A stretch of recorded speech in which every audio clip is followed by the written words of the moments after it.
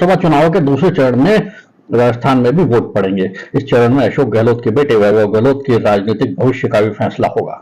इस चरण में नाम लेने की अंतिम तिथि आज है। इसी दौरान कांग्रेस ने फैसला कर दिया है कि वो बांसवाड़ा डूंगरपुर सीट पर अपने प्रत्याशी का नाम वापस लेगी।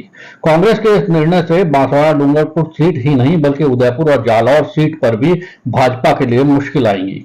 कभी कांग्रेस का कोर वोट बैंक रहा राजस्थान का आदिवासी वोट बैंक आरएसएस के प्रभाव में भाजपा से जुड़ने लगा था, लेकिन एक दशक में ही आदिवासियों का भाजपा से भी मोहभंग हो गया और राजस्थान के आदिवासी बहुल बांसवाड़ा, डूंगरपुर, उदयपुर, प्रतापगढ़ और सिरोही जिलों में भारत आदिवासी पार्टी बनने से ये लोग इससे जुड़ गए।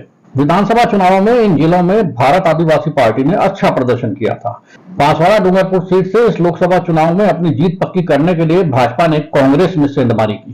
कांग्रेस के प्रमुख आदिवासी नेता महेंद्रजीत सिंह मालवीय को भाजपा में शामिल कर लिया। इस लोकसभा चुनाव में बांसवाड़ा डूंगरपुर सीट पर भाजपा ने महेंद्र सिंह मालवीय को टिकट दिया। यहां से भारत आदिवासी पार्टी से राजकुमार रोत ने नामांकन दाखिल किया है। भारत आदिवासी पार्टी और कांग्रेस में समझौता नहीं होने से नामांकन दाखिल करने की अंतिम तिथि में कांग्रेस ने भी अपने प्रत्याशी घोषित कर दिया और नामांकन दाखिल करवा दिया।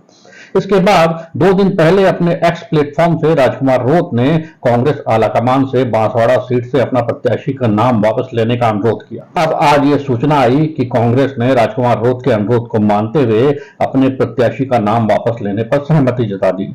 इस निर्णय से जहां बांसवाड़ा डूंगरपुर के भाजपा प्रत्याशी महेंद्रजीत मालवीय के लिए मुश्किलें पैदा होंगी, वहीं जालौर, सिरोही, सांचौर लोकसभा सीट के भाजपा प्रत्याशी लंबाराम चौधरी के लिए भी राह मुश्किल होगी। जालौर, सिरोही, सांचौर लोकसभा में 8 विधानसभाएं हैं। इनमें से पिंडवाड़ा, आबू, रेवदर और आंशिक सिरोही विधानसभा के आदिवासी मतदाताओं में भारत आदिवासी पार्टी का अच्छा प्रभाव है। सबसे ज्यादा असर पिंडवाड़ा आबू विधानसभा में है। पिछले 2 लोकसभा चुनावों के आंकड़े देखें तो 2014 में इस विधानसभा से भाजपा को 60,383 वोट मिले थे, वहीं कांग्रेस को 42,425। वहीं 2019 में भाजपा को 88,656 वोट मिले थे तो कांग्रेस को 83,536 मत मिले थे। पिछले 3 सालों में इस क्षेत्र में बीएपी का प्रभाव बढ़ा है। इससे इस विधानसभा चुनावों में उसने बेहतर प्रदर्शन किया था। कांग्रेस और बीएपी के वोट मिलाकर भाजपा से ज्यादा थे। बीएपी को विधानसभा चुनावों में पिंडवाड़ा सीट पर करीब 23,000 वोट मिले थे।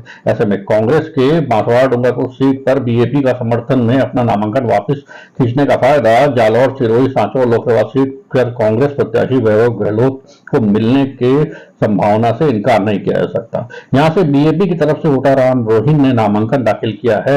यदि यहां वो नामांकन वापस नहीं भी लेते तो बीएपी अपने प्रभाव वाले क्षेत्रों में बीएपी के वोटों को कांग्रेस के पक्ष में डलवाने के विकल्प पर भी काम कर सकती है।